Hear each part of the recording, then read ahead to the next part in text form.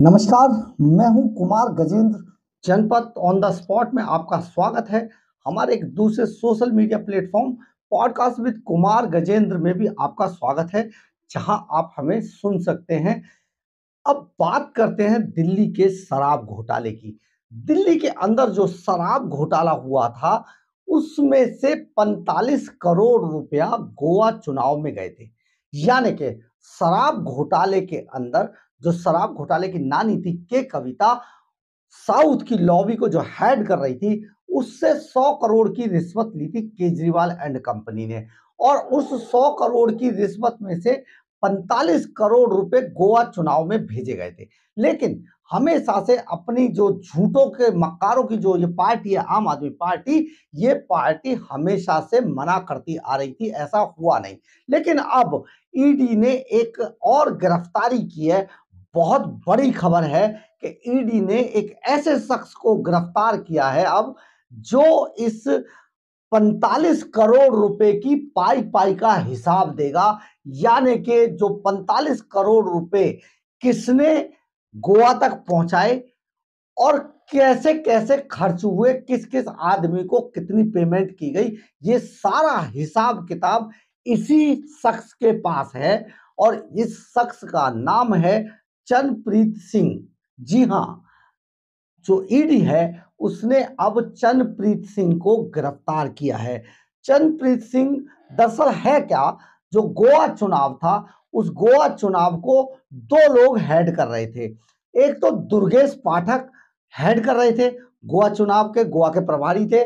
दुर्गेश पाठक head कर रहे थे, दूसरे विजय नायर हेड कर रहे थे।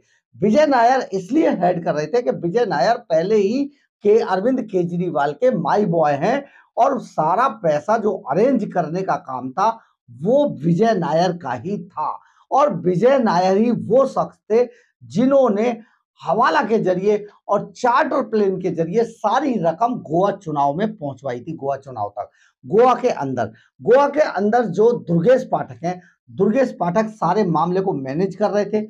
और जो पैसा था 45 करोड़, वो इन्हीं लोगों के पास पहुंचा था। लेकिन एक शख्स ऐसा भी था कि उस 45 करोड़ रुपए को ग्राउंड लेवल पर मैनेज कर रहा था और उन लोगों का इंतजाम कर रहा था जिनमें ये 45 करोड़ रुपया बांटा जाना था, और बांटा भी गया। यानी कि विजय नायर, दुर्गेश पाठक, इसके बाद ये चंद्रप्रीत सिंह था, जिसने के वहां पर सारे इंतजामात किए थे आम आदमी पार्टी के पॉलिटिकली चुनाव को मैनेज करने के लिए। और जो पैसा था वो विजय नायर और दुर्गेश पाठक के द्वारा इसी चंद्रप्रीत सिंह को दिया जाता था, और ये चंद्रप्रीत सिंह बाकी जो अरेंजमेंट करता था उनमें उस पैसे को खर्च करता था। अब ईडी ने आज, जो हमारी एक बहुत बड़ी अभी ब्रेकिंग खबर है, कि ईडी ने आज इसी चंद्रप्रीत सिंह को पकड़ लिया है, इसको गिरफ्तार कर लिया है। हालांकि इस चंद्रप्रीत सिंह के बारे में कहा जाता है कि इसको सीबीआई भी पहले एक बार गिरफ्तार कर चुकी है, लेकिन अब ईडी ने इसकी अरेस्टिंग डाली है, इसको पकड़ा है। और यही वो आदमी है जो गोवा चुनाव की बखियां उधेड़ कर रख देगा। यानी कि ईडी के पास बहुत बड़ी मछली अब शराब घोटाले की, और शराब घोटाले की रकम को खर्च करने के लिए जिसका हिसाब मांगते हैं ना आम आदमी पार्टी के लोग, बार बार जिसके बारे में कहते हैं ना, पाई पाई भी बरामद नहीं हुई, एक पैसा बरामद नहीं हुआ, घोटाला कैसे हो गया, अब कहां गया रकम, वो रकम कहां गई, किसके द्वारा गई, और किस पर खर्च की गई, किस किस को कितना पैसा दिया गया, उसका सारा हिसाब यही चंद्रप्रीत सिंह रखता था और इसी के द्वारा खर्च किया गया था। तो चंद्रप्रीत सिंह के पास पूरा का पूरा हिसाब है उस 45 करोड़ रुपए की, बहुत बड़ी रकम का, 45 करोड़ रुपए में से बहुत बड़ी रकम का, जो कि चंद्रप्रीत सिंह के द्वारा ग्राउंड लेवल पर खर्च की गई थी। अब आपको हम बताते हैं कि दिल्ली के तथाकथित शराब घोटाले से जुड़े मनी लॉन्ड्रिंग के मामले में ईडी की ओर से की गई ये 17वीं गिरफ्तारी है। 17वीं गिरफ्तारी है ये चंद्रप्रीत सिंह की। दिल्ली के मुख्यमंत्री अरविंद केजरीवाल को पिछले महीने गिरफ्तार किया गया था। वह फिलहाल न्यायिक हिरासत में तिहाड़ जेल में बंद है। चंद्रप्रीत सिंह को पहले भी इसी मामले में सीबीआई ने गिरफ्तार किया था। और बता दें कि मनी लॉन्ड्रिंग का मामला सीबीआई की एक एफआईआर से उपजा है। इसमें ईडी लगातार कार्रवाई कर रही है और चरणप्रीत सिंह को लेकर ईडी अदालत में पहले भी अपना रुख रख चुकी है, अपना पक्ष रख चुकी है।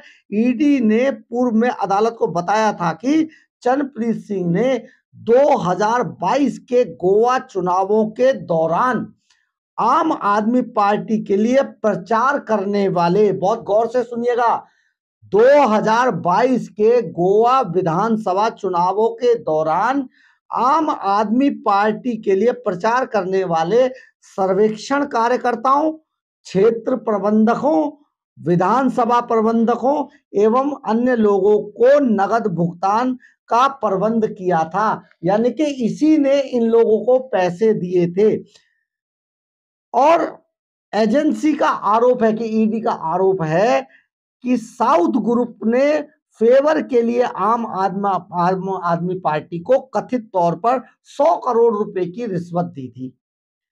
ईडी का यह भी दावा है कि 100 करोड़ रुपए की रिश्वत में से 45 करोड़ रुपए का इस्तेमाल आम आदमी पार्टी ने अपने गोवा चुनाव में किया था। और इस अभियान की फंडिंग के लिए पूरा पैसा जो 45 करोड़ रुपया था, उसकी एक बहुत बड़ी रकम लगाई गई थी।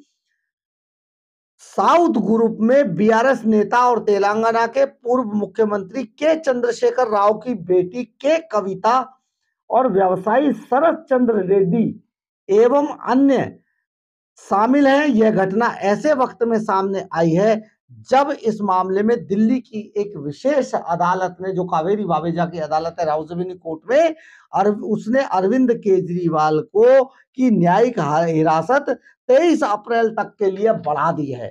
तो बहुत बड़ा ये एक तरीके से कहा जाए कि ये पकड़ है, ये अरेस्टिंग है ईडी की, जो इस पूरे, हम जो आपको बार बार बता रहे थे कि 45 करोड़ रुपया गोवा चुनाव के अंदर गया है, ईडी जो बार बार बता रही थी, अदालत में रख रही थी, यही चरणप्रीत सिंह उस 45 करोड़ की पाई पाई का हिसाब देगा और यही अदालत को बताएगा कि 45 करोड़ रुपए की रकम आखिर इस तक कैसे पहुंची थी, किन लोगों ने इस तक पहुंचाई थी और फिर इसने किस किस आदमी को वो पैसा बांटा था।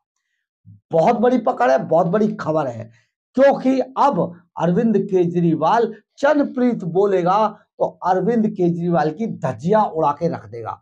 और ये सारा मामला, इसके अंदर फिर दुर्गेश पाठक भी फंसेंगे और इसके अंदर विजय नायर, क्योंकि पहले ही फंस चुका है, वो फिर से लपेटे में आएगा और पूरे 45 करोड़ गोवा चुनाव और रिश्वत कांड की धज्जियां उड़ा के रख दी जाएंगी अदालत के अंदर। एक एक सबूत रखा जाएगा जिसका इंतजाम ईडी ने किया है। बहरहाल, आपको हमारी खबर अच्छी लगे तो आप इसे लाइक, सब्सक्राइब और जरूर शेयर जरूर करें। इसके अलावा कमेंट्स बॉक्स में अपनी राय जरूर लिखें, इससे हमें बहुत ऊर्जा मिलती है। अपनी कोई राय हो तो जरूर अब हमें बताएं, हम उसको बिल्कुल आत्मसात करेंगे। इसके अलावा अगर आपको हमारी खबर अच्छी लगती हो, हम आपको कुछ बता पाते हो, आगे तक के लिए कुछ चीजें दे पाते हो, तो हमारे चैनल को आप ज्वाइन जरूर कर लीजिएगा। इसके अलावा अगर आप हमें आर्थिक रूप से मदद करना चाहते हैं तो आप हमारे क्यूआर कोड को स्कैन करके आर्थिक रूप से मदद कर सकते हैं, या फिर हमारे चैनल के जो सुपर थैंक्स बटन है उसे दबाकर भी हमें आर्थिक रूप से मदद कर सकते हैं। जय हिंद, जय भारत।